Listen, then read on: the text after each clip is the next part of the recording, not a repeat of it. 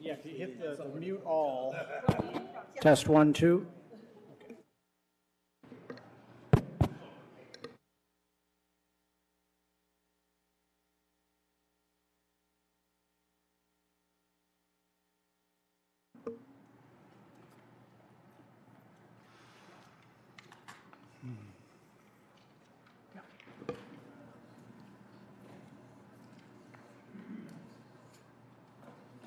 Good evening and welcome to the February 8th meeting of the City of Kalamazoo Zoning Board of Appeals, a voluntary advisory board appointed by the City Commission.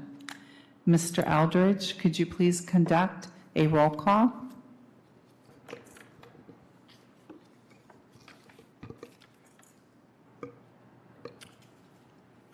We'll start with our newest board member here, Ms. Hahn.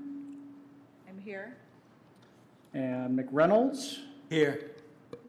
And Harrington. Here. Vanden Hamburg. Here. Work. Here.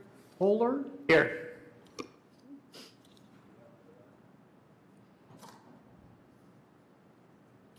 For each public hearing, public comments will be accepted during the times as indicated on tonight's meeting agenda.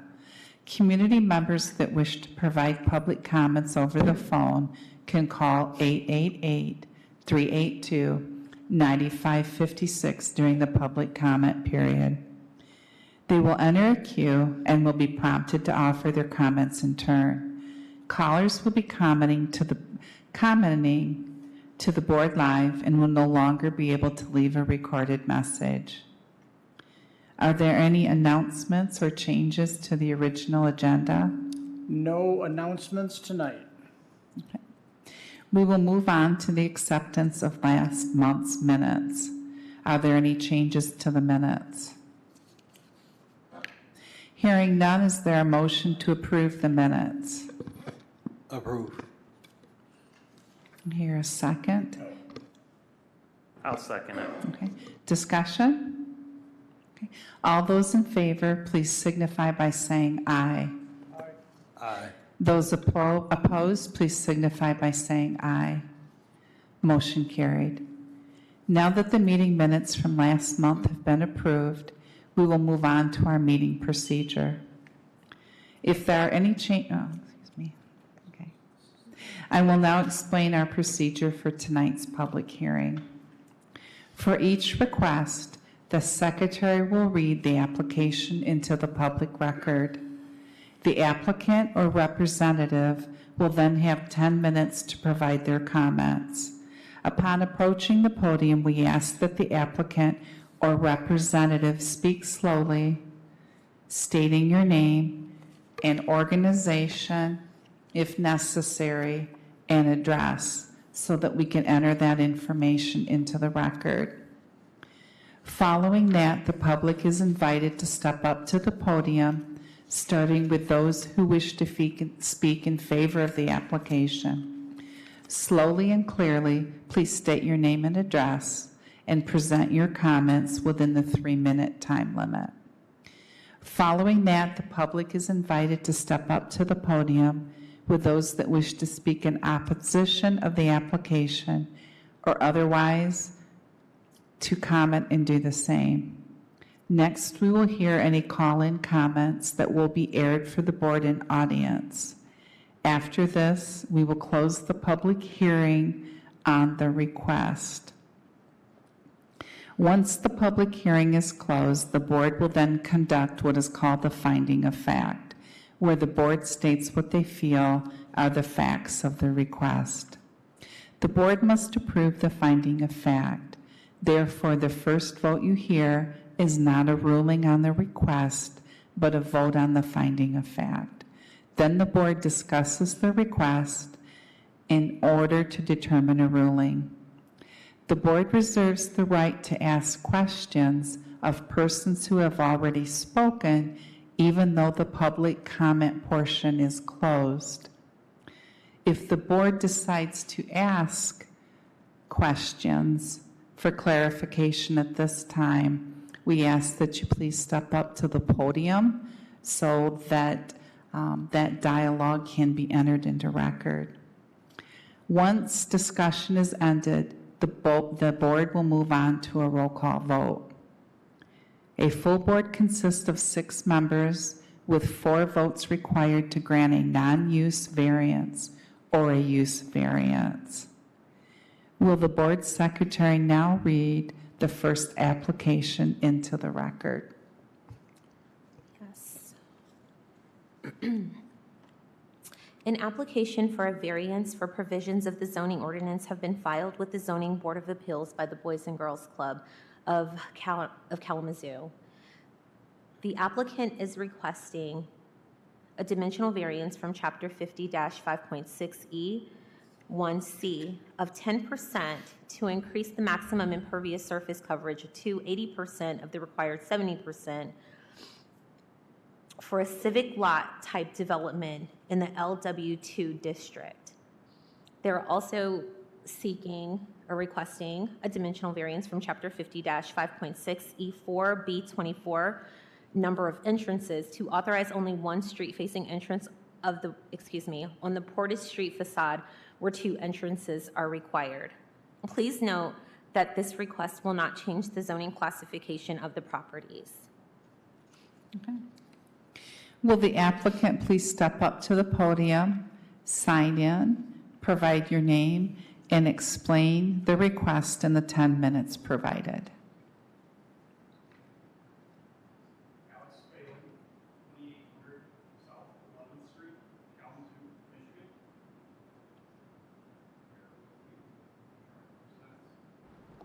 Does anybody knows how to? Could we, I'm sorry. okay, we can hear you loud and clear. Do you want me to start over? That'd be great. Okay. Yes. Alex Phelan, 2800 South 11th Street, Kalamazoo, Michigan. Hurley and Stewart Engineers. Okay, well, thank you all. I appreciate your time. I know you're all very busy. I'm here helping the Boys and Girls Club with one of their developments. Before we jump into it, I just want to thank you all for your time, as well as let you know that it's a true pleasure to work with your zoning staff.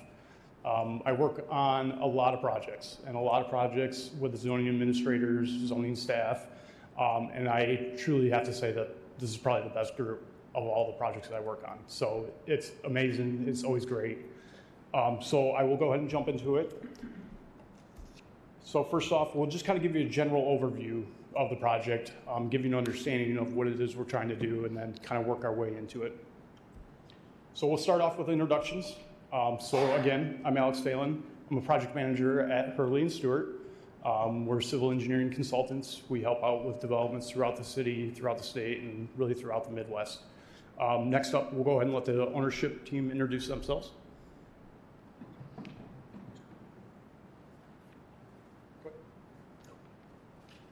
Good evening. My name is Matt Lynn, and I'm at 4000 Portage Street, and I am the Chief Executive Officer for Boys and Girls Club of Greater Kalamazoo. Good evening. My name is Jennifer Frank Brenton. I'm at 4000 Portage Street, and I am the Chief Operating Officer of Boys and Girls Clubs of Greater Kalamazoo. Next on the team is a group from Tower Pinkster. So they are the lead architects for the development, and so I'll let them introduce themselves as well. Hello, everyone. I'm Doug Milburn, a project manager with Tower Pinkster. I'm Lori Polius, architectural project coordinator at Tower Pinkster. And so I've already introduced myself, so again, from Hurley and Stewart. Also on my team is a gentleman that's been helping with this project and really spearheading it. Good evening, everyone. My name is Eric Barkovich, also with Hurley and Stewart, project manager, also 2800 South 11th Street. So quickly, we'll kind of go through just a little history about Boys and Girls Club. I assume most everybody has heard from them at some point, so they'll give a kind of brief overview of what it is they do. Good evening. So Good Boys evening. and Girls Club, I'm sorry. Good evening. So Boys and Girls Club of Greater Kalamazoo was founded in 1953 in Kalamazoo, and we currently exist as one of the largest and longest serving youth development institutions in the city of Kalamazoo. The club serves and supports generations of families over our 70 years of existence. And today, we average approximately 1,000 plus kids that come through the club doors every year. We offer 80 types of different programs and experiences for all youth, with the goal of developing youth and growing them into responsible adults and contributing members of our community. It's also worth to note that we are a part of a network of Boys and Girls Clubs around the country, which incorporates 5,402 different Boys and Girls Clubs from coast to coast. Boys and Girls Clubs operates as a fully inclusive organization, meaning that all young people within the community are welcome to join and welcome to participate for free, based on the generosity of our community. Some of the examples of really the experiences that we provide for club kids, as we call them, are access to healthy foods, access to daily meals, paid employment opportunities for teens, mentoring and mental health supports, educational assistance and personal enrichment activities, volunteer and advocacy learning, positive relationships with peers and with caring adults, and most importantly, a lot of fun activities that last a lifetime. We are a fully incorporated organization, and we are proud to serve our Kalamazoo community. Thank you. Thank you. Matt.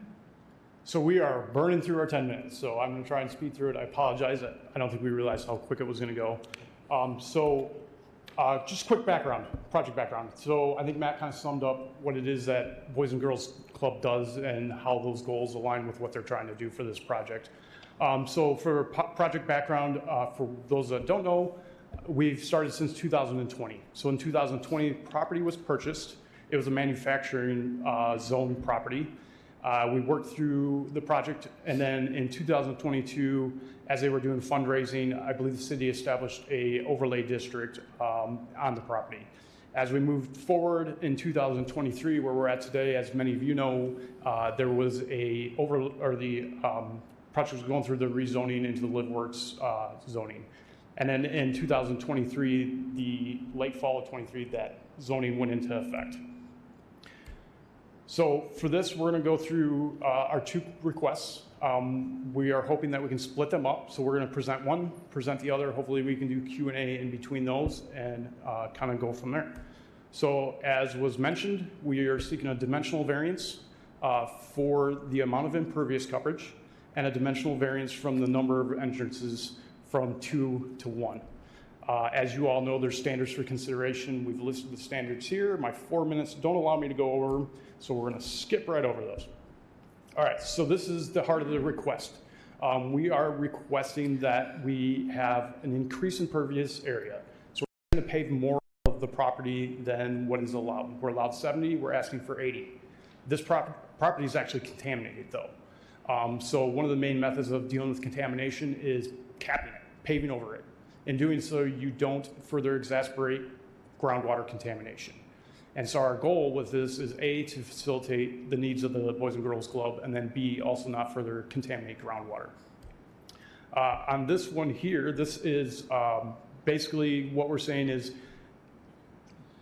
the standard one is the unique conditions, like the shape of the lot. You can see the shape of our lot in the middle there, surrounded in blue. It's kind of a triangle shape. That's not a very common shape. So we are having some issues with that, trying to basically do a parking lot and efficiently lay it out. When you lay it out like the image on the right, it's very inefficient. You get 16 spaces. If you're able to lay it out on the left side, you get 20 spaces. It's more efficient. And that causes some of the issues that we're having with impervious coverage. So then the next one is special circumstances that are unique or not a result of the applicant.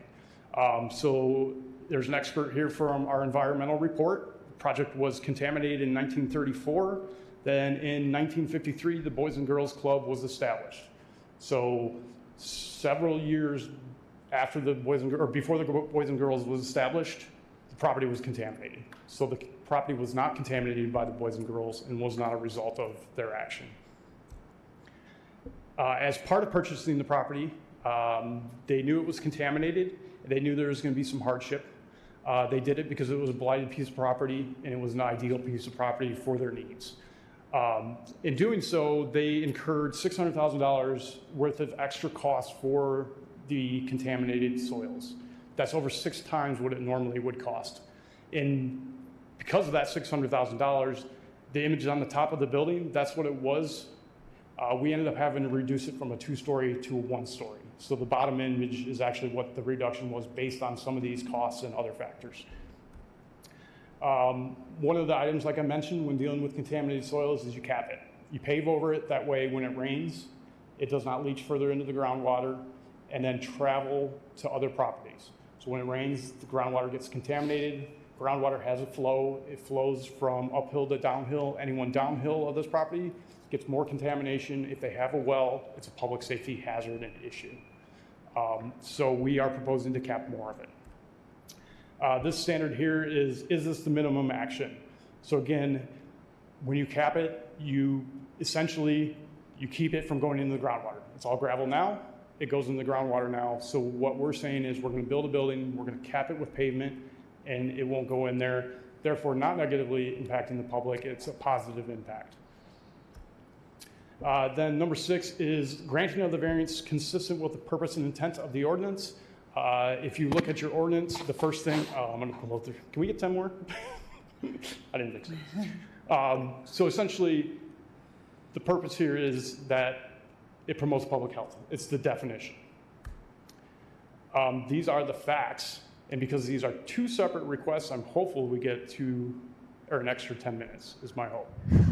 So I know that was quick, and I'm officially out of time, but that's the first request. Excuse me.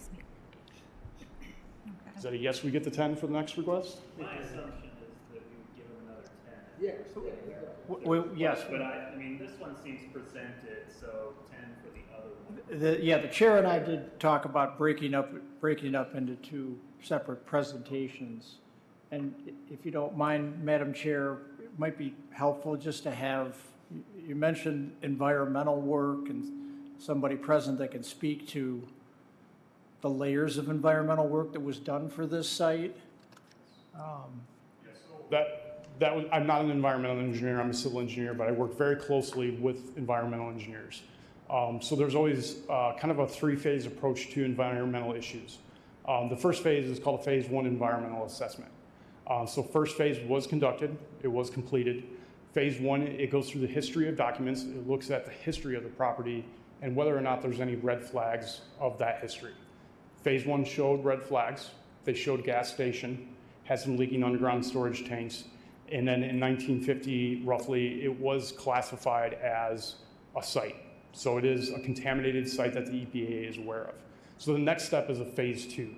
So phase 2, they go out and they actually do sampling. So they sample the soils, and then they get those soils tested. And so those soils were tested, and they found that there were contaminants in the soil, obviously, because it is a site. Most of those contaminants are metals. So metals are more of a touch hazard.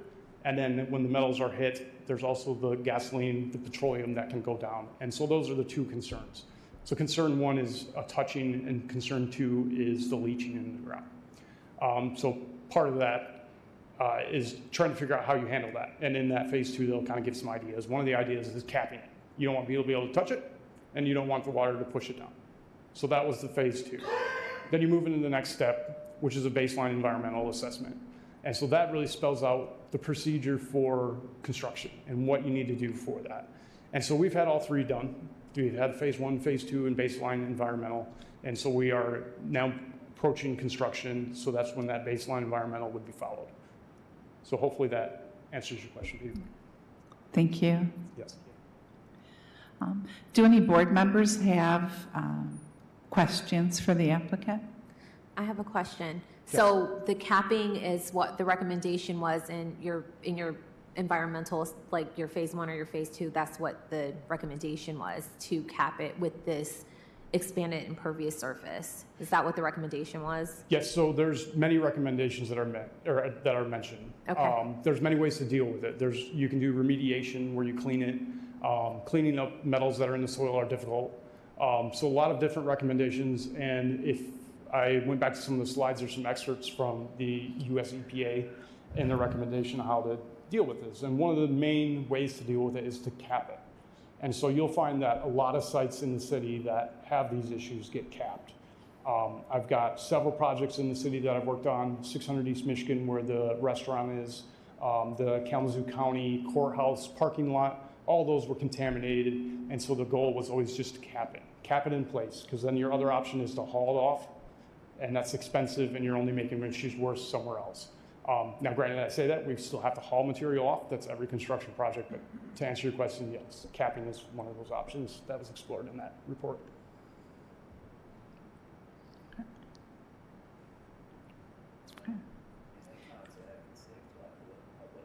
After. Okay. All right. Would staff like to make any comments related to this request?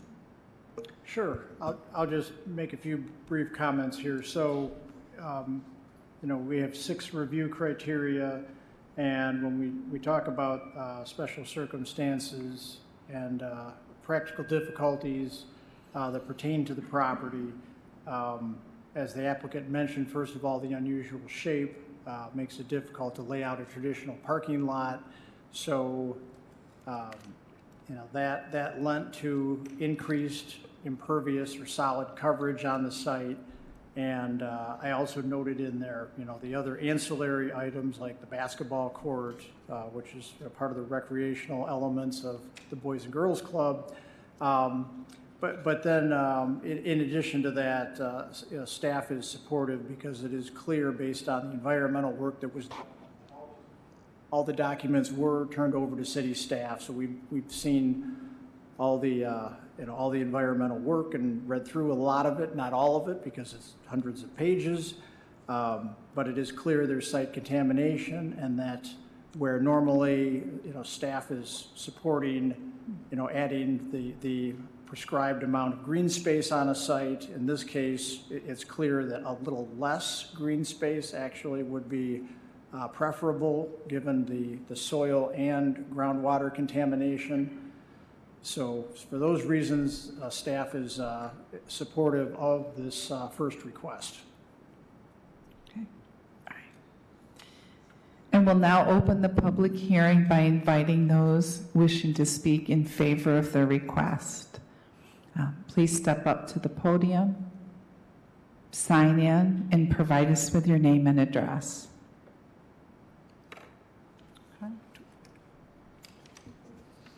What we can do is consolidate the public hearing portion, so we could have presentation number 2 done, staff comments, and then do one public hearing for both request 1 and 2. Perfect. Thank you. So it's a presentation. So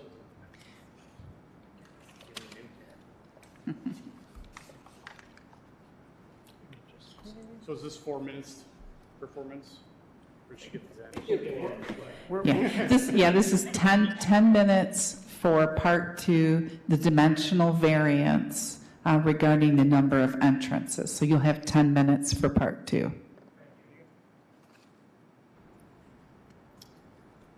Okay, so we're requesting to reduce the number of entrances to the building.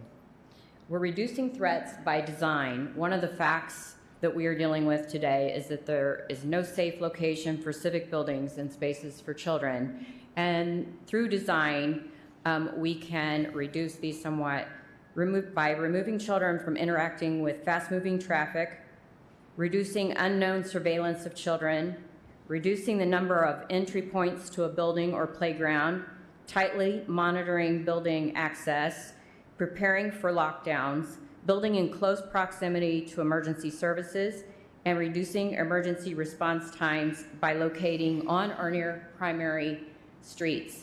And my graphic shows what a secure vestibule looks like. People have to pass through surveillance, and they are monitored at all times. That is the only entry point into the building. Next, the uncommon conditions are that there's emergency services nearby. The properties meet the needs of the neighborhood youth population. Safe and convenient location for the youth to commute. And there are unusual proportions to this building that caused a lot of issues with trying to locate the vestibule and how to do bus drop-off. We have a timeline here. One of the things that has caused us an inordinate amount of project hours is that your rezoning was in the works, and we had no idea when that was going to happen. So there was a lack of clarity on that and an unknown timeline. When I came on the project in 2022, we thought we were under a manufacturing zoning. I noticed that there was form website. I reached out to the city and discovered at that point there was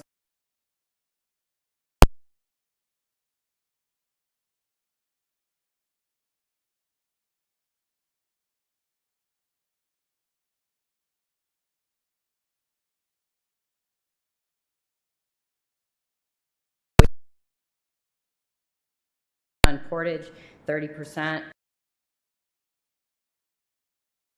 From your master plan, your goal is youth development, a city with places and that supports a place where young people can thrive. And another goal is to create a safe environment for living, working, and playing. And as part of the AAA Committee on Architecture for Education, we have a program where we have crime prevention through environmental design. And part of that is that you have a single entry point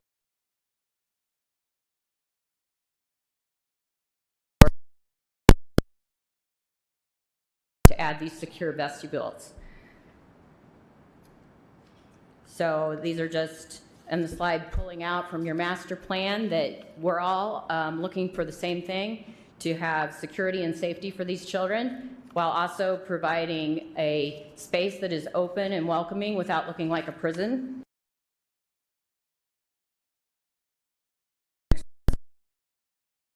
An odd proportion, it's been challenging.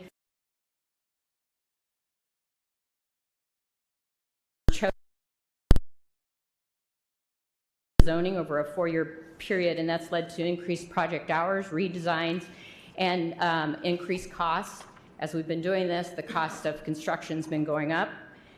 And as a fact, the financial exposure that our client is experiencing is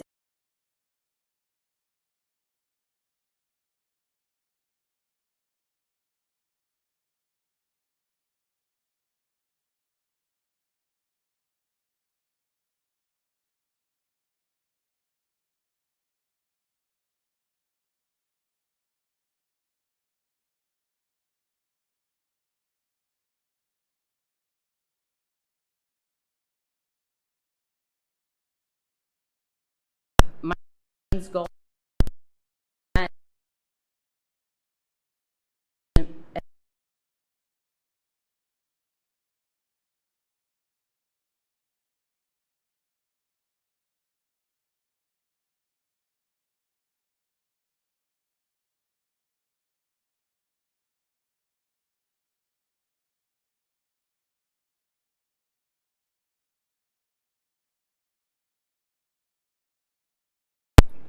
Go back to the slide with all of the zoning bits on it. The timeline? No, go that. Ask the question. Neighborhood plan goal.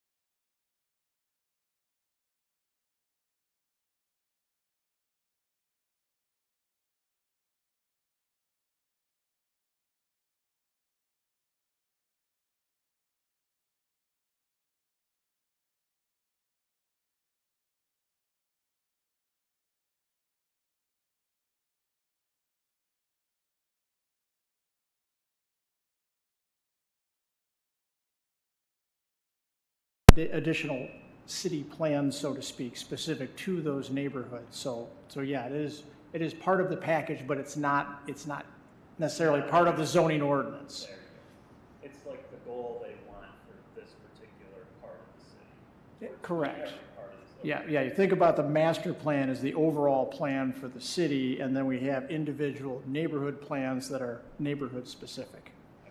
Thank you. I'd like to hear a little bit more about the zoning, and I'm not quite sure. I would just like to clarify that my understanding of what you're saying.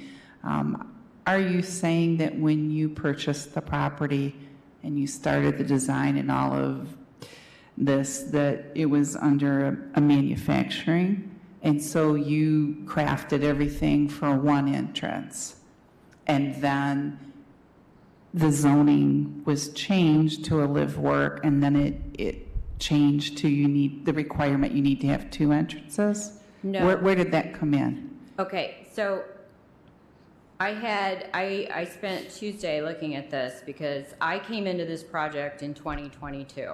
I'd never been to Kalamazoo, knew nothing about it. I was given this project, and on it, it showed manufacturing was the zoning, and they were designing to that. I immediately went to your website because it's part of my job to check other people's work. So I was looking at your website and I started noticing this form-based design with Live Work 2, which was also for the same lot that I was working on. And it was unclear to me what was happening here. Was it Live Work 2 or was it manufacturing that my team had been working under in what we call the schematic design phase, which is the very early phase of design. So I reached out to the city, I sent an email, and I was informed that, in fact, it was, there was an overlay, and that it was an extension of the downtown design district, and that we were actually under that. So, and that there was a plan to rezone and go to a form-based zoning, and it was in the future, but they had no idea when it would be implemented. And so I was advised that we had to work with the existing law. So we started that way, and we found that contrary to what our owners believed and what our team had believed, they had rules about entrances, transparency, and all these downtown design review guidelines that we were not aware of. So we immediately started trying to design according to the ordinance, and it was very challenging. That's how we got our transparency up much higher than what we were comfortable with, but we were trying to comply. So we did all that, and we continued to have meetings with the city and discussions, and one of the things that we could not really give up was the one secure entrance. That's something that they have to have for their organization, and so we have been trying to keep that because that is part of the goals of the AIA and also of educational use organizations and schools. And so we've been trying to get that, to keep that. So we were working with the city, and at that time, I don't remember, because it was 2 years ago, but I do know that we had to have an entrance onto Portage. And so that was something that we had to have at the time. Then we kept working, and then we went into mid-design. You still had not done your rezoning and implemented the citywide form-based zoning, so we were still working under the old one. And it was, at this point, I think we're into 2023, trying to work under the old one without knowing what the new one's going to be. So then in late 2023, that's when the citywide rezoning happened with the form-based. That's when we were asked to increase the number of entrances on the front of the building. So that was when that happened. So now we're at the end of the design phase, and we've been asked to add another door on the front of the building. I was looking to keep it really simple. Oh, sorry. No, that's okay, because it's a very serious issue. So would it be fair to say the zoning was one way when you started the project, and you were required, you could have one entrance, and then the zoning changed as you went through the project, and now you need to have two? That was our belief. I can't prove that that's true because I don't know when your downtown design district got expanded. I have no idea. Your website, and I've done a research, I don't know. Under our knowledge, that's true. You're absolutely correct for what we know. Okay.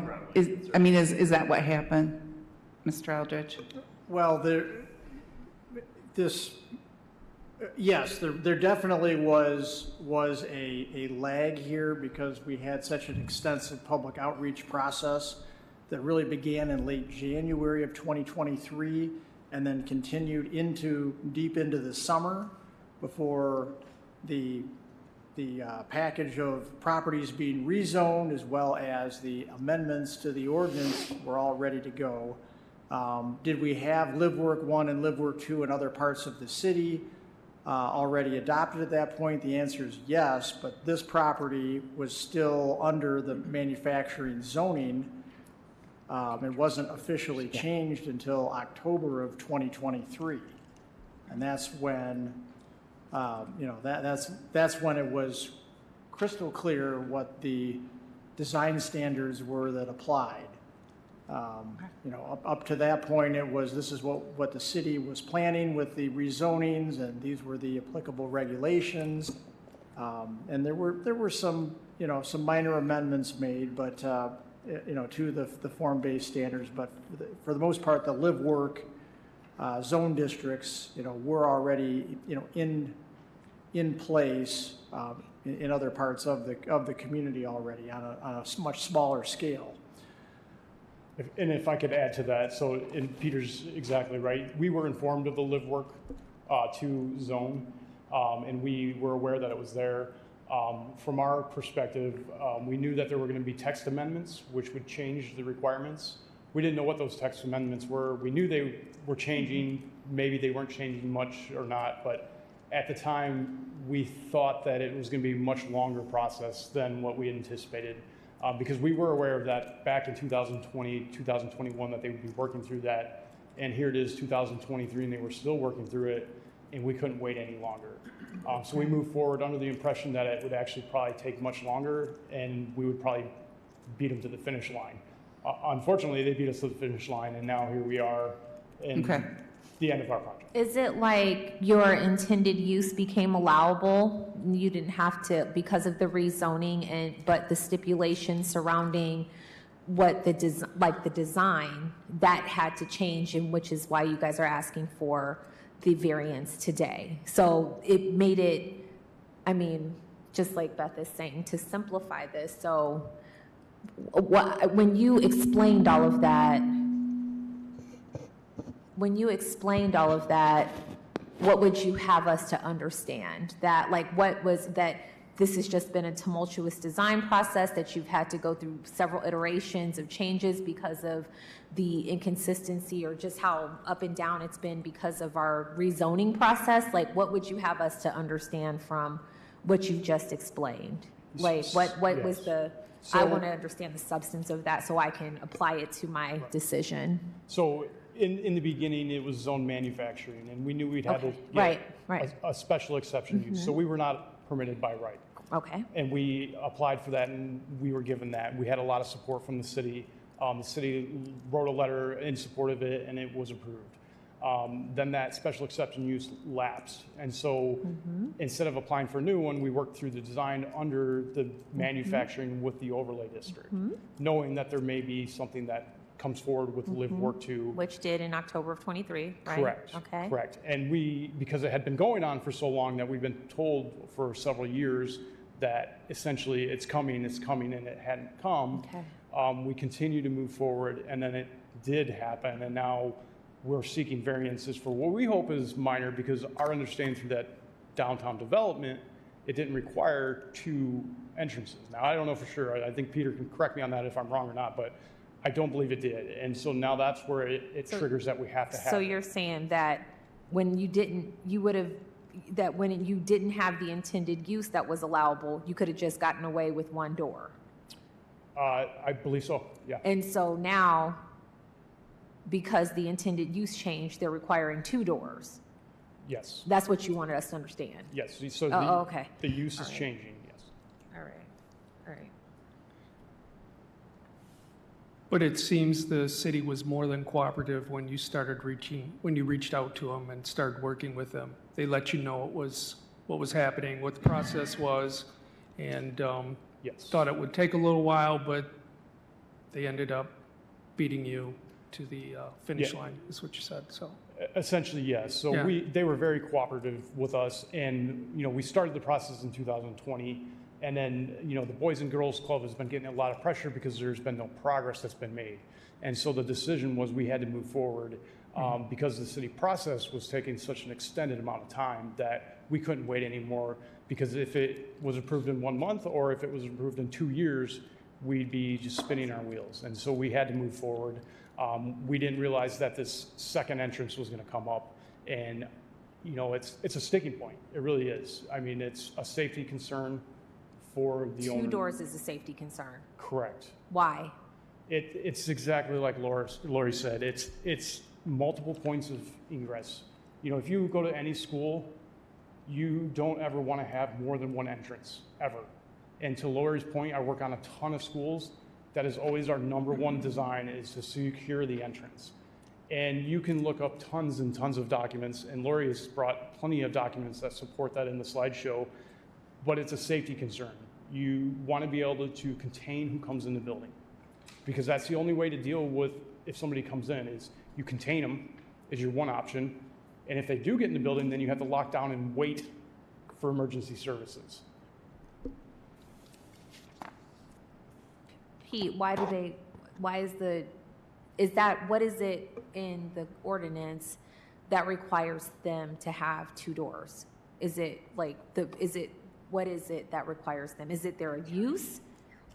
Or what is it yeah. Well, and this is the difference between a, building based on form standards versus, That's what you mean by that. Okay. yeah, versus building based on the use. And because, we have transitioned to this area, and basically that Portage Street Yes. microphone here, that Portage Street corridor from the downtown extending all the way down, basically, into the Millwood neighborhood, has been transitioned, from a mix of residential, commercial, and manufacturing, like this property was in a manufacturing zone district, now to Live Work 1, Live Work 2, and neighborhood nodes, which are all form-based zone districts. Okay. So, and what you get with that is you get the layout of the building is more important than focusing on the use going into the building.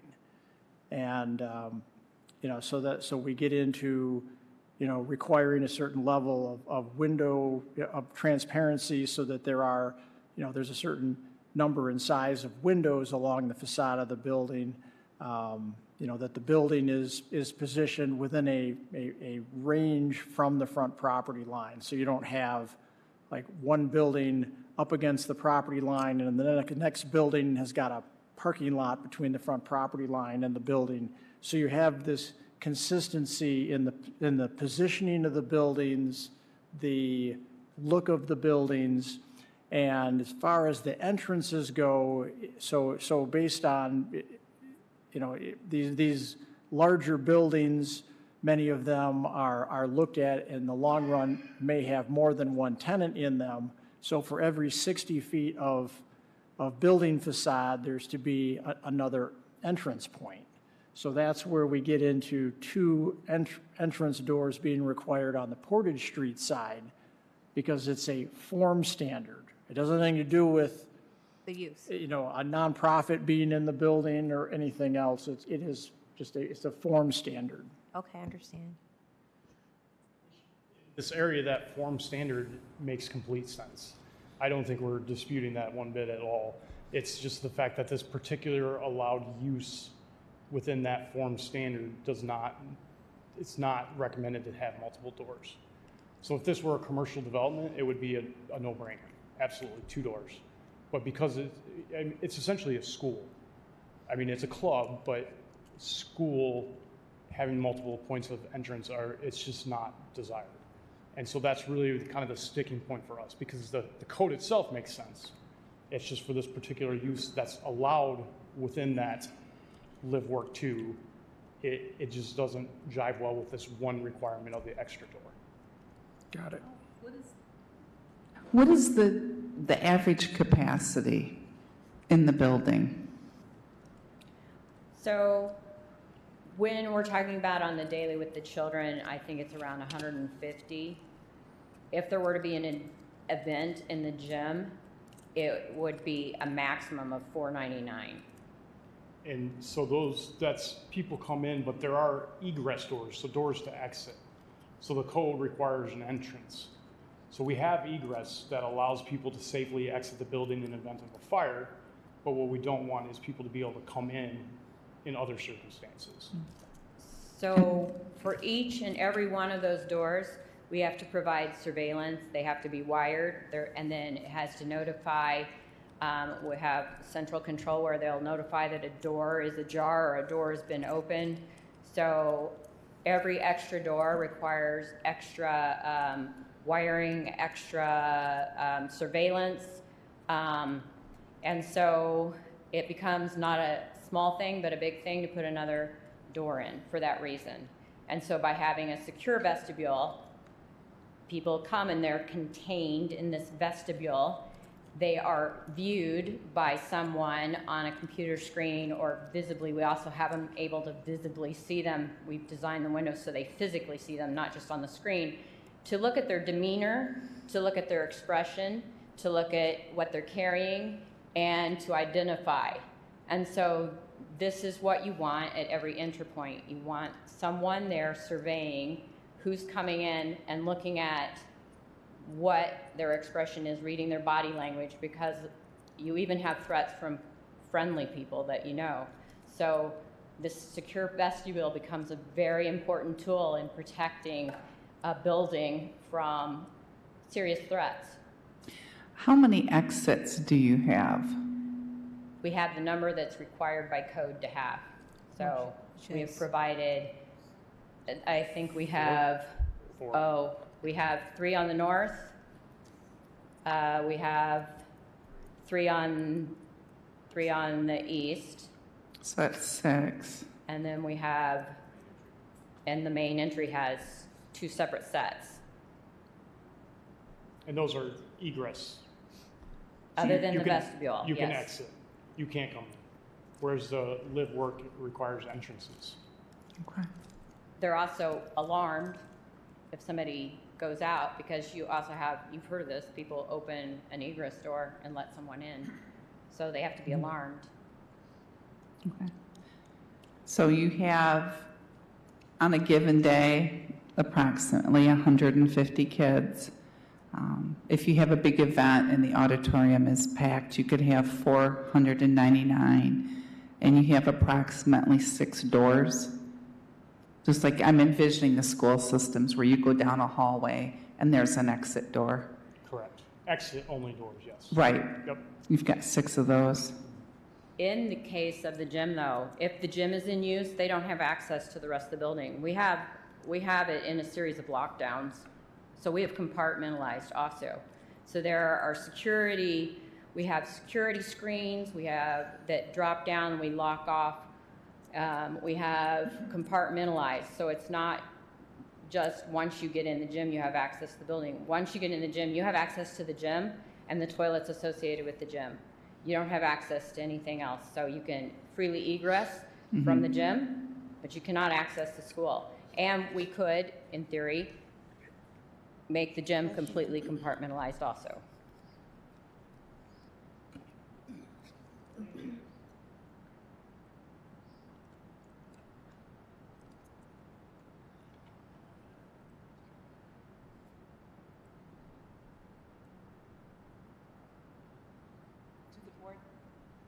Do the board members have any additional questions for the applicant? No. Okay. Would staff like to make any comments related to this request? Yes, I would like to make a few comments related to this request. And, again, as was pointed out, there is a timing issue that we're dealing with. For staff looking at this, the difficulty on the other end is, this is one of the first large redevelopment projects since we've put these form-based standards in place.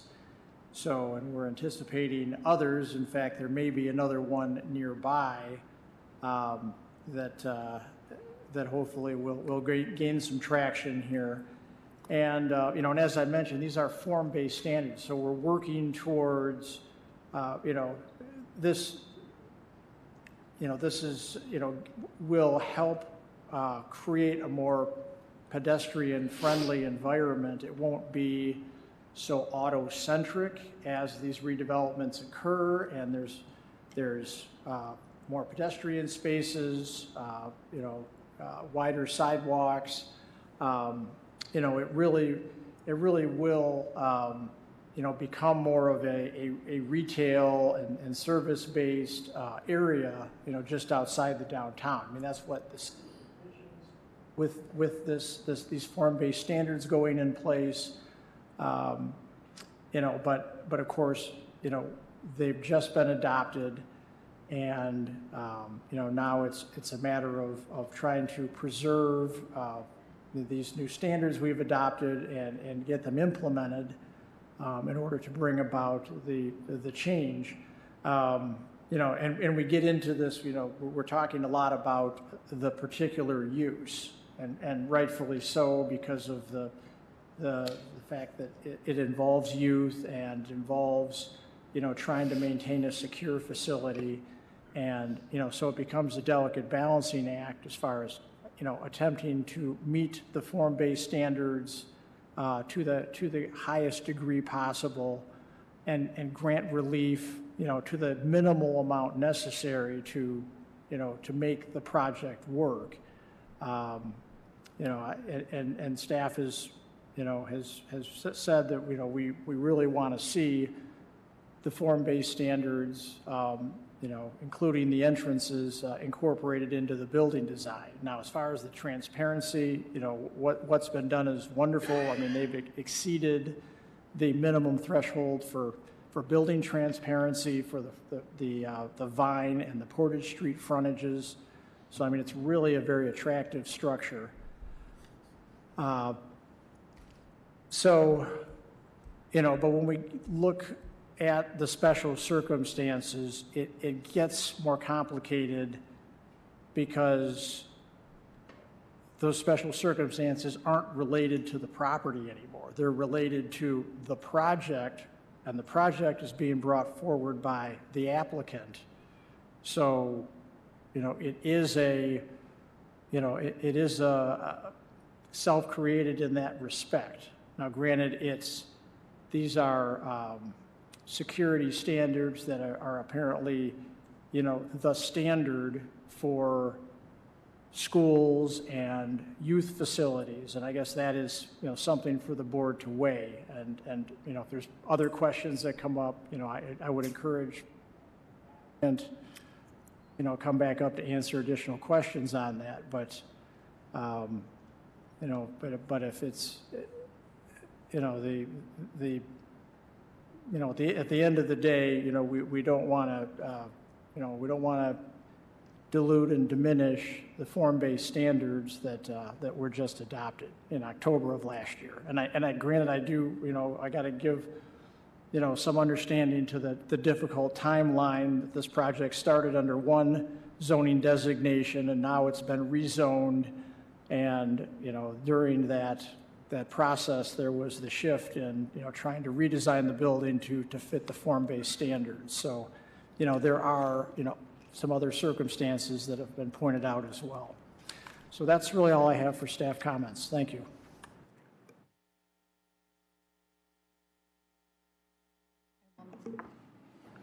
I will now open the public hearing by inviting those wishing to speak in favor of the request to please step up to the podium, sign in, and provide us with your name and address.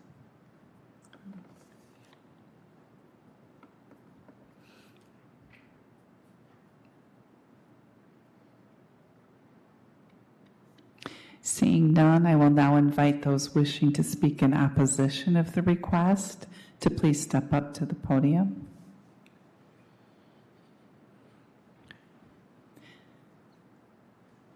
Seeing none, we'll check to see if we have any call-in comments.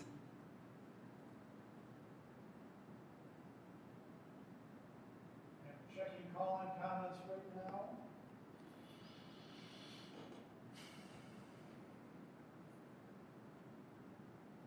No call-in comments related to this request. Okay, thank you.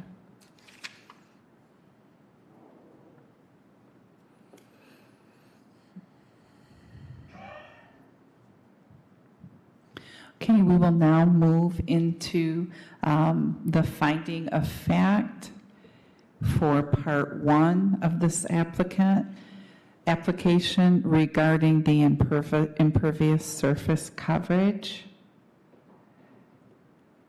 Is there a motion for the finding of fact? Oh, sure. My notes are all over the place. All right. So I move that the finding of fact for 825 and 847 Portage Street and 720 and 726 East Vine Street includes all the information included in the notice of public hearing dated January 24, 2024. 64 notices of public hearing were sent, 0 responses were received, so none are part of the record. We've obviously had a public hearing and public comments were accepted. In addition to that, we didn't get any other documents. We do have the agenda packet, which includes comments from staff. All right, so the finding of fact shall include all the documents there, as well as the comments made in the public hearing. So we had, I'm not going to say anybody's names, they were on the screen. 2 people from Early and Stewart Engineers, the people who were at the top of the Boys and Girls Club, 2 from Tower, Pinkster, and Titus, all sort of speaking to the various parts of the project, but limiting myself to the parking lot. I think the gist of that came down to, 1, the parking lot is a weird shape, which limits the amount they can do to stay within the zoning. And this was the best way they could come up with it to stay within the zoning, but it means you have to go over the zoning, whatever. 2, the site's contaminated, so if they went 100% coverage, it might actually be doing everybody a favor. I think I got the main points that needed to be. There was a lot of talk about the doors, but I think I got all the main points of the findings of fact for that. Okay, all right, thank you. Is there a second to approve the finding of fact? I support the finding of fact. All of those in favor of accepting the finding of fact, please signify by saying aye. Aye. Aye. Aye. Those opposed, please signify by saying aye. All right, motion carried. All right. Discussing the parking lot first, right? Yes. Yeah, we should get the motion on the table first and then do any additional Yes. discussion. Yes. I'd like to make a motion. I'll make a motion to approve both variances. The ZBA number 24-03-03, 825 and 847 Portage Street, and 720 and 726 East Vine Street. I would second it, but I'd want them split into 2 separate motions. Because I fear that the voting may go different from one to the other, and not necessarily for me, but just the comments make me think we might have a different vote on each one, so. Okay. So I would support them, but I would do them as separate motions. Okay, and yeah, and we can do that. You can provide a second, and that will apply to both, and then we can vote on them separately. Yes, then that's what I am doing. Okay. All right, so we need to discuss the parking lot since we've got a motion and a second. I'm curious, Pete, if you know, given the size of their building, whatever it is, does that dictate how many parking spaces they have to have? The size of the building does provide, does play into the calculated number for the maximum number of parking spaces. What we've done with the ordinance is we don't have a required minimum, so which allows somebody, if the calculation based on the building size says 35 parking spaces and the developer says, you know, to make this marketable, I only need 25 parking spaces, because we have no minimum, that allows that flexibility. So, you know, so in this case, this is not anywhere near the maximum number of parking spaces. If I were to guess, because this is with the gymnasium and its assembly capacity, they could have a lot more parking than what they're providing on site right now. But they could also, because before the meeting, I asked, does the impervious cover the building and the park? They could build a building 70% of this lot and have zero parking. Is that right? Well, yeah, theoretically, yes. Theoretically, they Yes. could do that. Okay. Why could they do that? Why would they do that? No, why No, could? why could? Why could they do that? Well, it gives them the flexibility. The city is not mandated you have to build an asphalt parking lot. If there was other parking alternatives, say for example, the city of Kalamazoo had just recently built a parking structure adjacent to this property, maybe they would say, well, we'd rather lease parking spaces in the parking structure than build a surface parking lot. So the point of not having a minimum is just to give that flexibility depending on where the development project is in the city. It might make sense to go with a smaller parking lot, and therefore it's not a situation that requires a trip back to the Zoning Board of Appeals. I mean, so if the lot were like 25 by 25 and you put like a small little coffee shop on it, you're not going to say, no, the coffee shop now has to be 12 by 25 because you got to get one car in there. Like that, this allows you the flexibility based on the particular business. Correct. Or use, not business in this case. Yeah, it allows more of the market to dictate versus the ordinance to dictate the parking. And that's according to this new form-based standard, or what is that? It's actually part of the ordinance amendments that were adopted in October of 2023. So it's outside the form-based standards because it's in the parking section, but it is actually a new standard that we clearly identify. There is no minimum, there is a maximum. You can't build a gigantic parking lot. We're going to say, okay, your building's only this big. This is the maximum parking that's practical based on your building size. And the amount of parking here is reasonable under the ordinance or the zoning, given the size of the building. Like, this is all reasonable together. Yes. Okay. I don't know if I have any more questions about the parking lot. I do. My question is about the issue when we're talking about safety and the capping off issue with the EPA situation. This is my perspective about the entirety of the project, and it breaks my heart because I'm in love with the Boys and Girls Club. Number one, let me just say that. But I think that this design team has been tasked with a really, really difficult project in its totality. I think you guys have had to go through layers of impediments for this particular property for this particular intended use. I think that the property, it's contaminated, which is an issue of safety. It's on a major road. You have these standards that you've had to design through. It's just been really, it appears as though it's been very difficult to navigate the nuances, and you guys have really tried to accommodate what this goal is, which is something which, you know, I don't think that you all have done anything wrong with trying to use this space, being in the Edison neighborhood. And I mean, you tried to find a location that was close to the school. You thought it was perfect, but there were these things that are happening. It's like an unfortunate state of affairs, but I think that it has to be noted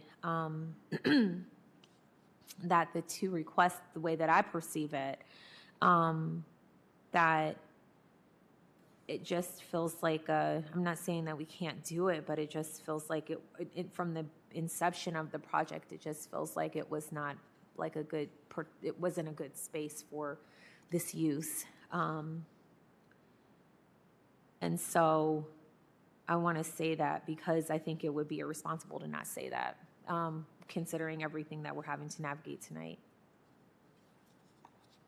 Well, I guess I didn't have a question. That was a statement. All right, thank you.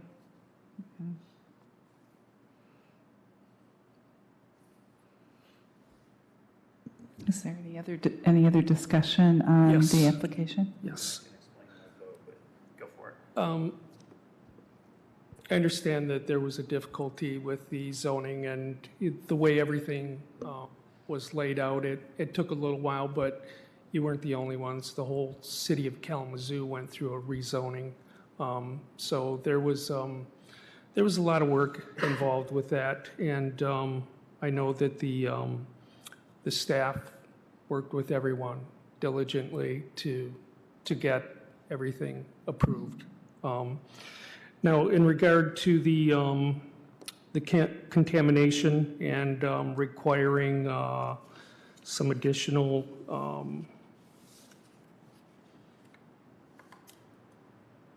an increase to use the, I guess it was a 10% increase is what you were requesting. The contamination, to me, that seems like a no-brainer. Just pave over it. And it's too bad you still have 20% that you have contaminated. But, and in regard to the entrance, the one entrance request, for this particular use, I believe that the one entrance really lends itself to the safety of the project. So that's why I'm voting for the one entrance. Well, I'm only going to speak to the parking at the moment. The one thing in the report that stood out to me is under point 4, which is this is the minimum action that will allow the parking lot to meet all codes for drive aisle width and parking space dimensions. I'm happy to read that and the contaminant. That seems a good enough reason on its own to approve the variance. The contamination issue just kind of pushes it over the edge, which is why I'm going to also vote in favor of that. And I'll speak to the entrances after we do the voting on this and such. Right. I will be voting in support of the parking lot.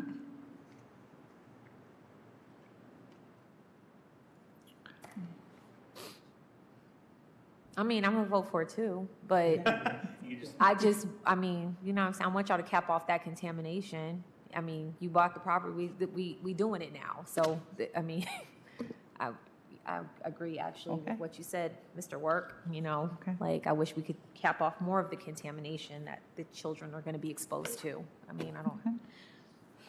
All right, and Mr. Eldridge may have a roll call vote. And just as a reminder, this is a vote on the first request related to the maximum impervious surface variance of 10%. We'll start with Holder. Yes, I'm in favor of it.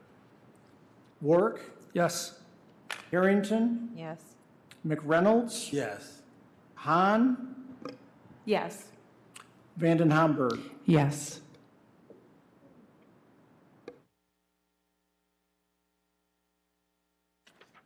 Congratulations. Motion carried, or excuse me, the motion to approve this variance request has been granted. All right. Shall I do the findings of fact on the second one then? All right. Yes, please. So again, I move that the finding of fact for the 825 and 847 Portage Street and 720 and 726 East Vine Street include all the information included in the notice of public hearing dated January 24th, 2024. 64 notices of public hearing were sent, 0 responses were received.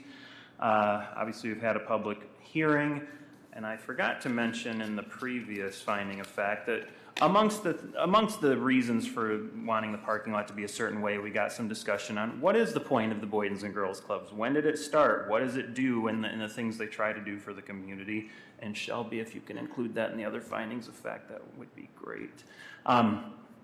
But in general, we essentially had the same people speak from Early and Stewart, Boys and Girls Club, Tower Pinkster, Early Stewart down in 2 places.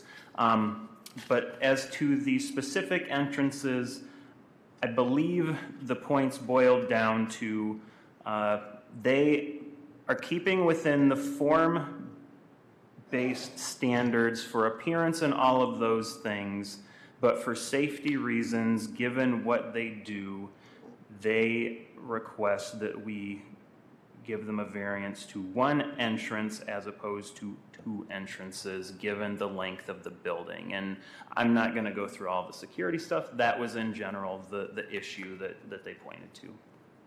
Okay. Thank you. Is there a second to approve the finding of fact? I support the finding of fact. All of those in favor of accepting the finding of fact, please signify by saying aye. Aye. Aye. Aye. Those opposed, please signify by saying aye. All right, motion carried.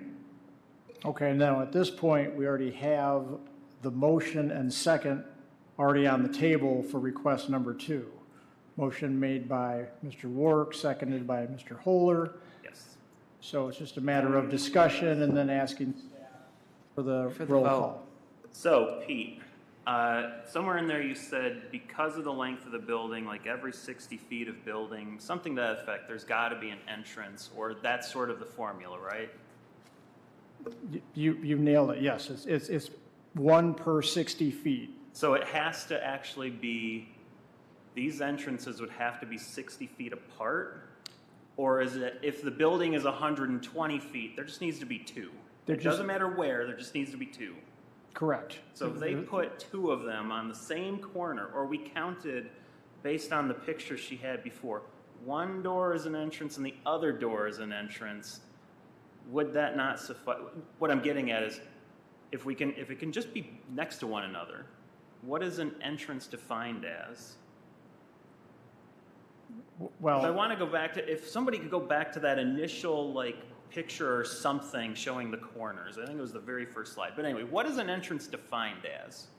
so an entrance is defined as a point of entry or exit from the building. So ingress or egress. It could be, in this case, they have exit-only doors along Vine Street on the north side of the building.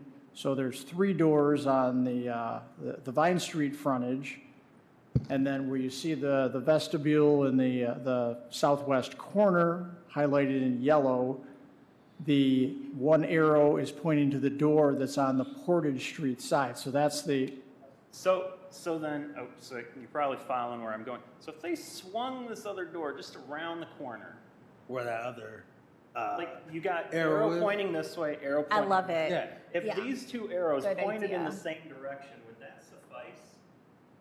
Do you think? Yes. The form-based standards give flexibility. Now, Okay. is that really useful? But- No, but... Well, sometimes you have to do weird things to avoid being out of to still remain within the ordinance, even if it maybe not is exactly what the spirit is. Look, I come into these wanting to say no to everything because the ordinances are set up for a reason. So I'm trying to find some way to convince myself that this has got to be a yes. And if it's something as simple as they could just put that other door right around the corner, or just put another one next to it, would that suffice? Because I get it's a school, and maybe I'm more arguing as opposed to asking you questions now. Smart. if it's a Boys and Girls Club, it's like the Y. They have they used to have various entrances, but they've unified them essentially down to one. And there's a reason for that. And I can see why this is even more important, because the Y at least has adults coming, and the Boys and Girls Club is just kids. There may be some adults, but it's mostly children.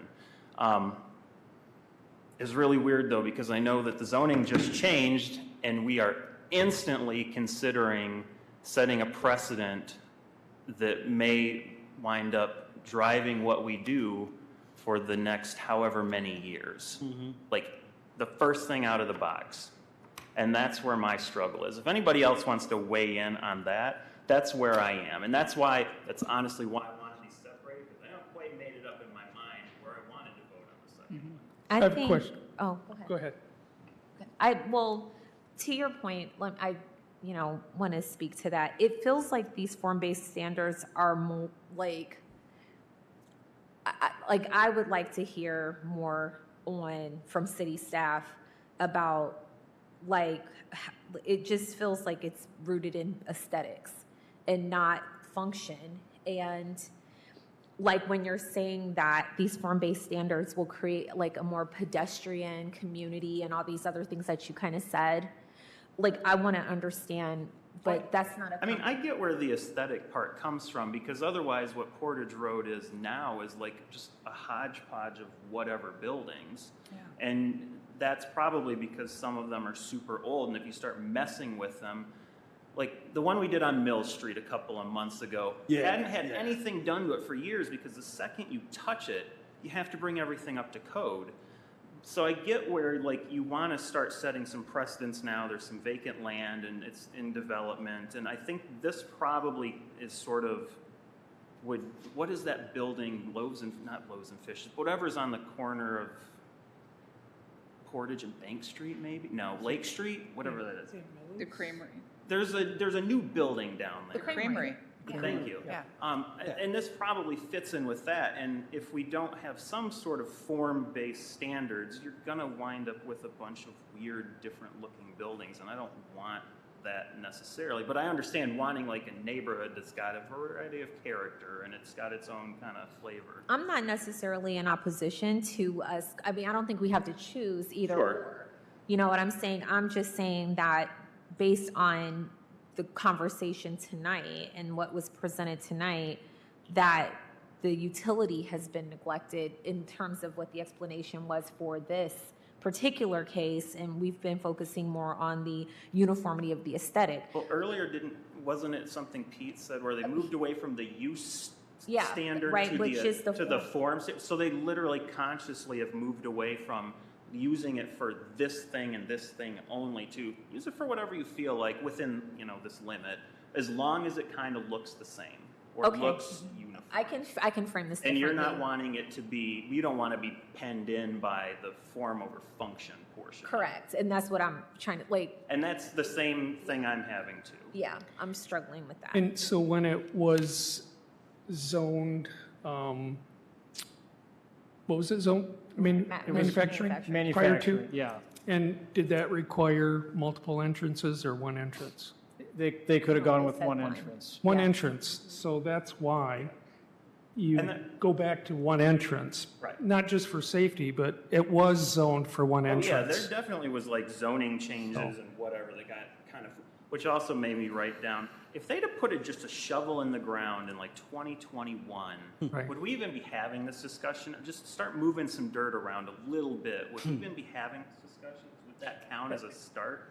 Well, if the site plan was approved under the former zoning, then we would not be having this discussion. Right. But it wasn't. But it wasn't. Correct. But that was just a curiosity. It doesn't actually, as long as you started. Yeah, so we have site plans for other projects that, just wrapped up that were, open, let's say they were half to 3/4 of the way through the pipeline when the zoning change occurred. So they were finishing approval under the former zoning. Yeah. I also think it's good that you reminded us all, Gary, of the timeline of they bought the property with the zoning being this, and they generally got some approval to use it. That is true. and then it changed on Changed them. up, okay, yeah. And they anticipated the change, but maybe not this particular. Not the full change. scale, yeah. Yeah, and, And- yeah, they were waiting and waiting. They were Right. hoping to get done before they got done approving all that Right. stuff. And I think this board has approved other variances based on a previous zoning, and we've kind of looked at that and said, okay, well, let's do We've it. anticipated zoning Right. changes too, and approved them based on Right. that. Well, there are two main sticking points for me on this that I'm really struggling with, and I was trying to ask for, just to keep it simple, and, I take these votes very, very seriously. I think we all do put a lot of thought and effort into our decisions. I understand that the zoning, and I guess, Pete, this is more of a question for you, that when they purchased the property, it was zoned one way. And I get that. But did the applicant know there was a change in the works and they were just hoping to beat us to the punch? That they knew there was the potential for a change? Or was it they didn't know and they were moving forward under manufacturing that everything was okay with one entrance, and then suddenly they find this out?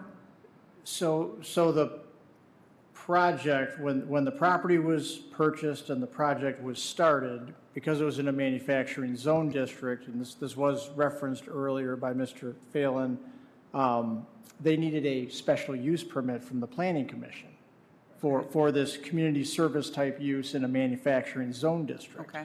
And they approved the use, not any kind of site plan. Yeah, and that did get approved, and then they started down the design path, and that approval from the Planning Commission actually lapsed, but because we were already saying at that point, we are, looking at rezoning this property Okay.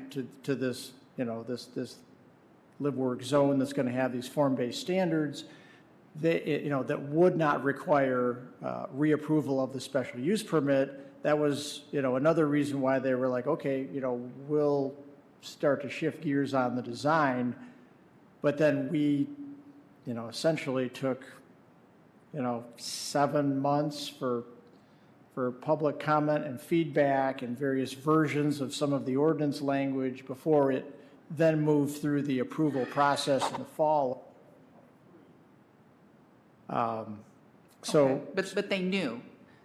Yeah, That now some- as that- far yeah, as, right. as far as where the, what the verbiage was exactly for the entrance type, for this civic lot type, I don't know without digging back to look at that, if it was, if we were specific on number of entrances before like we are now. Okay. But I do know that the manufacturing zone district did not address entrances. So they could have one, they could have three. It was completely up to the developer. Is that was Grapevine Furniture there before? Yes, So that was manufacturing? yes. Did they get a use variance? Or was their furniture store, that was an allowable use? I'm just asking. I think we just call that a warehousing type operation. The store is maybe general. Yeah. Lord, help us. But that manufacturing zoning explains the site contamination, that there was Yeah. a gas station, there was a dry cleaners. At some- Underground storage tank that leaked and all kind of Yeah. stuff. Yeah. So- So it was a manufacturing zone district that allowed a variety of Got it. more intensive uses, and this is now the result, Well, I want to say this too, not to beat up on y'all too much, because so much land is contaminated. So where was we supposed to build the Boys and Girls Club? The humans have done things to the land, so all of it's contaminated. It's not your fault. It's not your fault. I understand. All right. I have one more question. Over the last probably 4 years or so, maybe 5, there was some new development that went in over on Elcott County buildings. Yep. I believe that there's one entrance on for each of those buildings. For what? One entrance for each Well, of those the Family buildings. Health Center definitely has one entrance. I don't know about the DH. Yeah, DHS DH, has one, too. yeah, DH. does DHS on.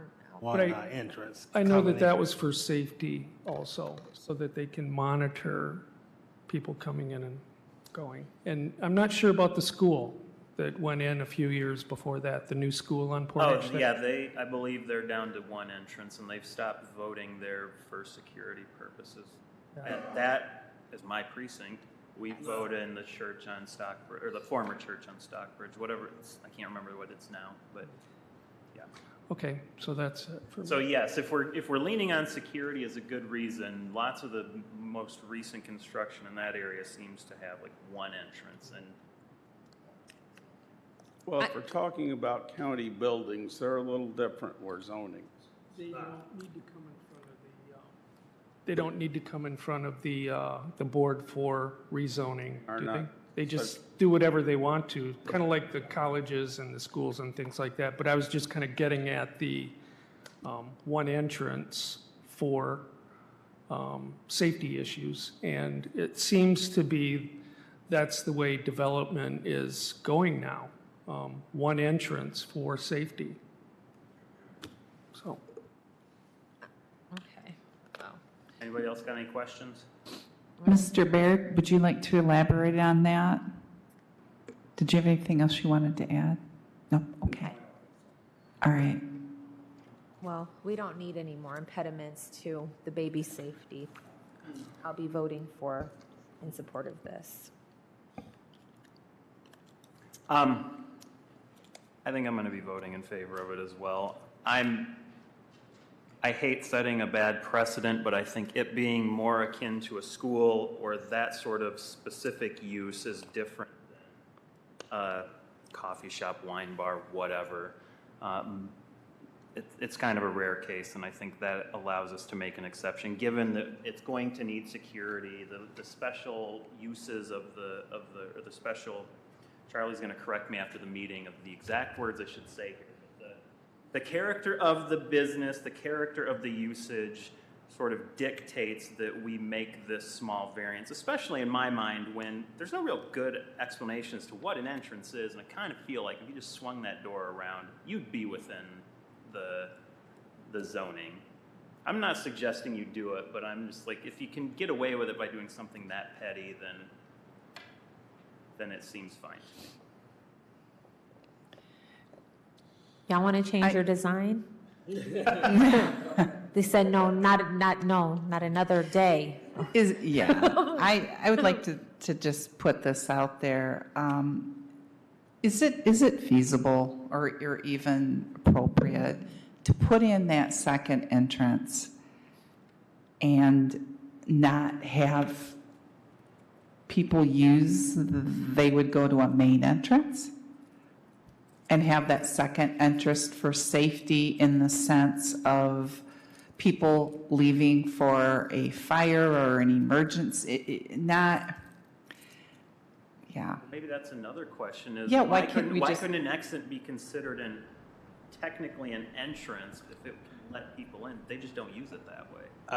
I was kind of thinking maybe they could swing one of those exit doors that I see on the side to the other side. Am I allowed to speak? Sorry. I mean, it's not the time for it anymore, but if Beth wants to allow it, then answer to her question. I was going to call you up, so, There you go. go right ahead, sir. I'm sorry. From our team's perspective, we've been working with the city. We love the ordinance, the new zoning code, and we hate to see you guys have to go right off the bat, like you're saying. And we have absolutely no problem if there's a way to set a condition that the condition of this approval would be to swing a door around or add another door so there's two doors that come out of there. Perhaps they would be egress doors, but if that would help alleviate any concerns with setting precedent, I see no reason why that wouldn't be a thing that we could do. Is that your barrier to a yes, Beth?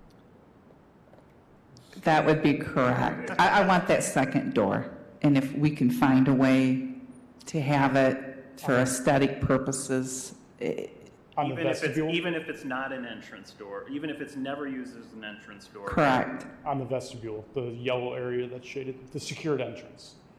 So Is you're that what saying, Like, I you're think what saying, she's saying is keep the secured entrance is fine. Just stick an exit door somewhere else on that wall. Another entrance, she- yeah. On the yellow, Entry. the yellow square. No, outside of No, the yellow Long stuff. down Portage Road. further. You're talking along Portage Road here. Oh, okay, so that's a different story. okay, And I was under the impression, gentleman, Kohler was saying that it would Well, be in the that- yellow square. Well, yes, that's what I'm like. Yeah. That's why I was asking, what is an entrance? was Could we asking just that. go like that? But Yeah. I think what Yeah. Beth is getting at is the Portage Road section. Is there anywhere in there you Yeah, can put just it- put like an egress door and call Right, it and, good? yeah, put an egress door there and have it, the form fit with the aesthetics of it, because I see what the city, Sure. you know, what they're going for. And that was a consideration. But again, trying to put those entrance exits on that face of the building is still a security concern because there's no way to really keep them if they were to have somebody. If somebody were to open that door, then it opens them into a space that we don't want anybody. Because those are all spaces that we want to try and keep as secure as possible. So I apologize if I've muddied the water because I was under the impression. No, but I And think we're saying two different things. Swing it around the yellow. I think she doesn't necessarily. You may not be buying my. If you just turn this door around, that counts. No, she wants two doors for the aesthetics of it because, Yeah. like in Sure. 20 years, this might not be the Boys and Girls Club, right? Right. So, Well, yes. So again, I was under the impression the yellow, if it helps you guys with not setting a precedent, because we'd swing it around on the secure vestibule, it would meet the intent to Mr. Kohler's point, and that would hopefully keep you from setting a precedent. But in terms of putting it on that door or on that face of the building, we've considered that. And that's still an issue because of what those rooms are meant to do. so it wouldn't actually be an entrance door, it would be an exit door, is that right? Because an entrance door goes both ways. Correct, but the concern with these particular rooms is that if there were somebody in the building, a child, and they open that door, then you have somebody that gets into these rooms. Whereas if they were in the secure vestibule, they are directed into a corridor now. They're guided, So yeah. all the doors go to a corridor versus this door would go to a room. And so if you think about a classroom, you're able to lock that door and anyone in the corridor can't get in. But if you have a door that's directly in that room and it gets open, now you have people that have the ability to come in. Okay. right, but that's why you suggested in the. I mean, that's what. If that would suffice, then Yes. The two doors But I- could enter into the vestibule where it's, or the corridor as you're describing it. Yes. That they still would have to go through that check-in entry point, the Miss Debbie Correct. entry point. They would Correct. still They would- have to go past her, like the two doors. I used to work at the BGC. So you I gotta. wish this were. Both doors gotta see Miss Debbie. Right. Those have the ability for panic lock. Yes. Where does security sit in that area? So there's security cameras. There's nobody actually in the vestibule itself. Okay. But there's windows for people to be able to view people through cameras and windows, things like that. Is that a wall between student reception and that entrance area? Nope, right, no, not the red thing. Stuart, right there. Nope, not that one. That way. What is that? That's check-in counter. Okay. Reception area. So, So the reception is the one that has the windows to view people in secure vestibule. And that's where they have the controls for would lockdown. putting another door like, but then you'd be cordoning that person off. Sorry, I'm thinking out loud. No, well, we're trying to find a way to make Well- everybody happy and Yeah. make it work. Yep.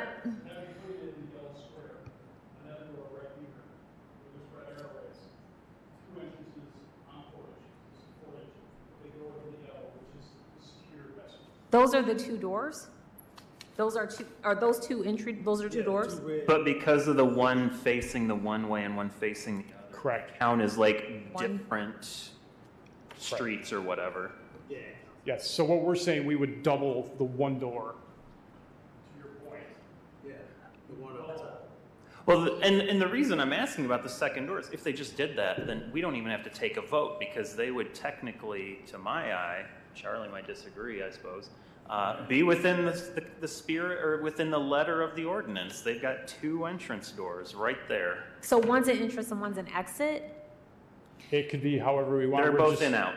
It's Yeah, just Right, a they're door. both in out, but they're going towards that same corridor that you're saying is the Well- security checkpoint. Yeah. Right, so to Peter's point, though, it's not classified as in or out. It's just a door. So we're putting a door. But you don't want to put both of them. But we can Both if would be that meets 60 feet down. in the yellow square. In the secure vestibule, we'll add another door if that meets the intent of what you're looking for. Well, look, I'm voting yes no matter what. So we need 4 votes to approve, right? I'm not trying to politic my way here, but we need 4 votes. Okay, well, let me just. Pete's fault. Let me just Oh, make it. no. Well, I'm just making- joking. This discussion is actually academic because there might be 4 votes to approve it as is right now. Well, Or maybe not. Or maybe not. Maybe and then not. we have to talk about to getting. yeah, so, you know, I understand where the board is at. I know the comments have been made about the, you know, the change in the zoning. Okay, it's okay. And, you know, that hardship placed on the developer. I understand the, you know, the security aspect. I understand that based on the floor plan layout that's already pretty well established, that it's difficult to add another exterior door along the facade facing Portage Street other than the vestibule. I don't think it makes a lot of sense to require another entry door be put right next to the entry door I don't either. on the vestibule facing Portage Street. I don't either. But Because it defeats the form-based standard, you know, so it's not really worth putting the condition. We might as well let the development team Right. design the one entry door, you know, as nicely as possible that faces Portage Street. Well Be said. my suggestion. I know that me and Remy were a yes. Beth's sounding a shaky maybe. I don't know if Gary's made it clear where he's going yet. I haven't heard anything from you. I'm curious. But I'm trying to get us to 4 votes. But to the point, we all just get our votes, but the point is that what you said earlier, Joe, about the precedent that's being set, the ordinance is the precedent. And so if people in our community have different projects and we have this new form-based standards, then I don't think that it's a problem for them to just come before us or come before the Zoning Board of Appeals to say what they want to do. I don't think that should be a problem. I don't. Oh, no, I don't. You know what I'm saying? I think it's all good. Like, and we can just make judicious decisions like we're going to make tonight. Like the Boys and Girls Club, they're about to have the babies there, and they only need 1 door because we got to keep them safe. And that's what we're choosing as a community, should we choose to vote that way. Well, right, and that's why I'm saying because of the specific character of the organization and what they do and the need for security, that should give us good reason to vary from the strict application of, no, I'm talking, I'm not turning mine off, strict application of the ordinance, whereas if this was a developer putting in a 10-store front, then you'd be like, no, you need a door for all these things. It's not an indoor shopping mall. It needs to be, you know, exit out on the street kind of thing. Yeah. So I think you and I are on the same page on this one. Totes. Don't count us all out. I was I'm not- trying to find a way to make I know, everybody I know. happy. Yep. But like I said, I come into these with the intent of saying no, so I sit here and I let them convince me that it needs to be a yes. We're not made for the law. The law's made for us. You know what I'm saying? I mean, we don't have to marry ourselves to things. We can change it because we have, you know. This is true. If they wanted it to be that way, they Yeah. would have a zoning board of appeals. Okay. It would just be no. Wavy. All right, is there any more discussion? I don't. Okay. All right, Mr. Eldridge, may I have a roll call vote? Yes, and this will be a roll call vote for request number 2 related to the variance to allow for only 1 entrance on the Portage Street frontage, where 2 are required, And we'll start with Holder, Yes. Wark, Yes. Harrington, Yes. McReynolds, Yes. Hahn, Yes. Vanden Hamburg. Yes. The motion to approve this variance request has been granted. We took you through the ringer, though. We had to take you through the ringer. Thank you. Oh, sure. We still have to go through other stuff. Yeah. Too bad you couldn't get that fake door.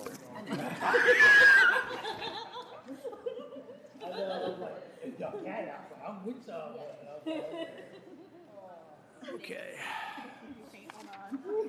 Yeah, yeah. Oh, okay, so we have two other lesser items on the agenda. One of them was just, I wanted to briefly touch base on the annual report. Okay, thank you all. Thank you. To go over the activities of last year. So this is just a summary to give, it's extremely helpful for new members to understand, the inner workings of the board. But we did have 11 regular meetings last year. This rezoning and ordinance amendments we've been talking about tonight that was all adopted October 16th by the City Commission in 2023. I made note of that under the new initiatives, also the joint training we did in the fall in December, which was nice to pull the Planning Commission, Natural Features Protection Review Board, and the ZBA members together. And just for the record, this was the only board that had full attendance at that little training. Yes, we got a gold star for that one. And there's a little table on top of page 2. It just, articulates the type of requests that came before the board. There was 22 applications, but a total of 31 actual variances. And just to explain why that happens, for example, some of our sign variances, because the ordinance language breaks out in, size allowance, height requirement for signs, Changeable text area. the percent of changeable copy allowed. So you get into, the granular detail and having, a separate dimensional variance for each one of these segments. So that was something that came out with several of the sign variances, that there was multiple parts. There was also several large projects. One was Kalamazoo Country Club that was before the board for off-street parking and bike parking.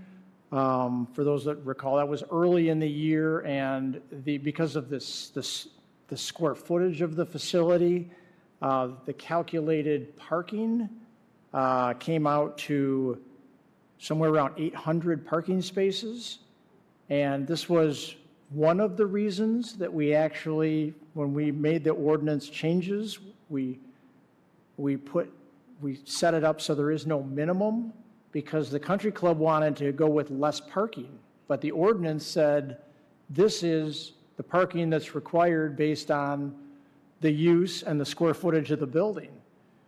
But it didn't make any practical sense. They said, we don't need all that parking. If we have overflow, we have a golf course, so we would just use some of the golf course for parking. So, so situations like that, that in big projects that involve multiple variances from the ordinance, that's the reason for the discrepancy in applications versus total number of cases. And then what we also do is we always lay out what use variances came before the board and what was approved, what was denied, because these are the ones where we are most cautious, when we're writing the staff report, and, and obviously the review criteria is more precise as far as, when you're evaluating a use variance. So, so of these projects, I went and looked, and so there was one of the 8 was denied. That was the the adult foster care facility that wanted to increase the number of persons at 3113 Parchmount Avenue. So that left 7 that got approved. I went through and looked to see how many of those are actively moving through the review and approval process, because these variances are good for 12 months from the date they're granted. So if those projects don't move, these variances will lapse and expire. So 2 out of the remaining 7 that were approved, there hasn't been any movement on yet. One of those is nullified because we already removed the commercial office zone district. It was 1122 South Westnedge. That was a house along Westnedge in the Vine neighborhood that they wanted to add a ground floor level residential unit, but because of that commercial office zoning, which doesn't have that flexibility allowing for residential on the ground floor, they needed a use variance. So that is now in the live-work zone. It's allowed by right. So even though that project hasn't moved forward, they're still going to be okay when they get around to adding that additional ground floor unit. So some, so that one skated by. But yeah, so the remaining ones are moving forward, which is good to note. And then temporary use approvals, we don't see many of those. The only one we saw last year was Harvey's Barbecue, and that was a 4-month approval, and there was no problems with that operation when he was out there on near Burdick and South Burdick and East Cork Street.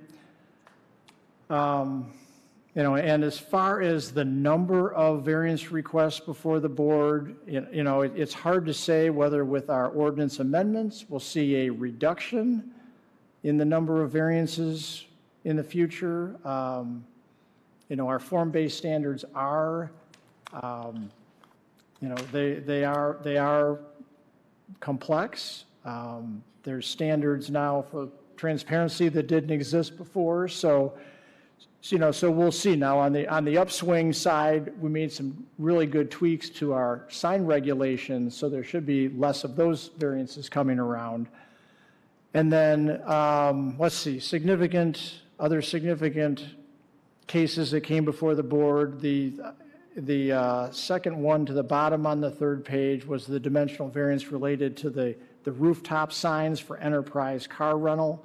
And that was significant that the board upheld the fact that roof-mounted signs are still something that's desirable in the city. We are, the ordinance is very clear on that, and the board held firm. And so enterprise car rental is coming up with new signs for their building over there on Cork Street. And then, as mentioned before about the elimination of some of those less flexible commercial zone districts like commercial office and commercial neighborhood, those have been replaced with Live Work 1, Live Work 2. So, there's going to be less variances, for ground floor residential because now it's permitted by right. So they're just allows a lot more freedom for the property owner that didn't exist before with those other commercial zone districts. So if anybody has any questions, I'd be glad to entertain those, but that was just a high-level overview. I'm happy that we didn't do that. Thank you, Jeff. I thought that we had some rooftop signs, and I was like driving through, and we don't have any. So that actually, yes, for that, I'm happy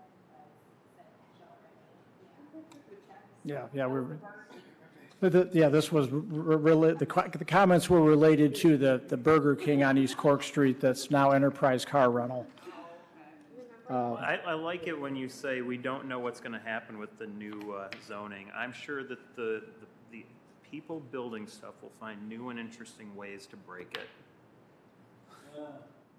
That is usually what happens. You don't know how it works, and somebody will find a nice fun way to break it. It's a fluid document, so there's always room for improvement, and if there are some loopholes that need to be addressed, then we will address those. So other than that, we just had the election of board officers to entertain tonight, and that was the last item of business. I did talk to some folks and came up with a tentative slate of board officers for 2024. So, unless there's changes to that, we would just need a motion, a second, and then the board would vote on that. And that tentative slate was Chair Joe Holler III, Vice Chair Gary Wark, Secretary Remy Harrington. Is it bad manners to make your own motion? I move to approve the slate as written. I was just getting ready to. Okay, then I'll let you and let somebody else second. Is it bad manners to do that? I make a motion to approve the slate of executive officers on the board, for the Zoning Board of Appeals for 2024. Is there a second? I second that. And a voice vote's fine. For those in favor, please signify by saying aye. Aye. Aye. Those in opposition, please signify by saying aye. No, I don't say aye to that. Pete, I have Motion carried. a question about the zoning. Because of all the zoning laws changing, is there any way the board can get a hard copy of the zoning ordinances? Yes, you mean a hard copy of the newly adopted Yes. Chapter 50? Yes, yes, we can print copies, bring those to the next meeting. Okay. So what what's been in process, which unfortunately has been going on since probably mid-November, is trying to get the online ordinance updated. So when you go to the City of Kalamazoo website and you bring up the ordinances, that is housed in an outside outside site, and so we've been trying to get the changes uploaded to that site, and Is that why when you try to request, like, if you want to, because I requested this like a couple months ago, I wanted to have. can you turn your mic on, please? I'm sorry. Yeah, I can. I was asking the question, is that why when you request information from the site about the ordinance being sent to you, is it because you guys are experiencing like a technical reset or something like that? Because it's difficult to do that, and I still haven't received the information I requested on the site.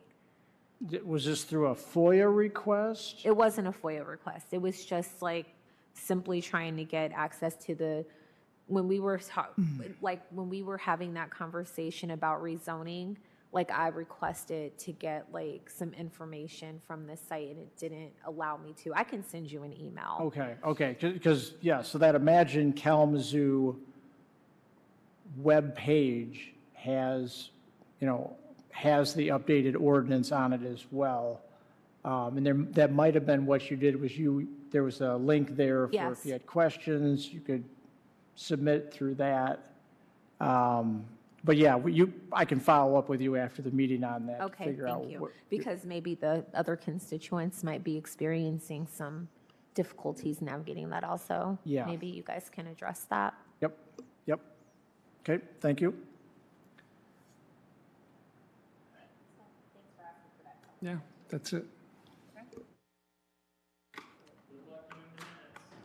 The meeting is adjourned.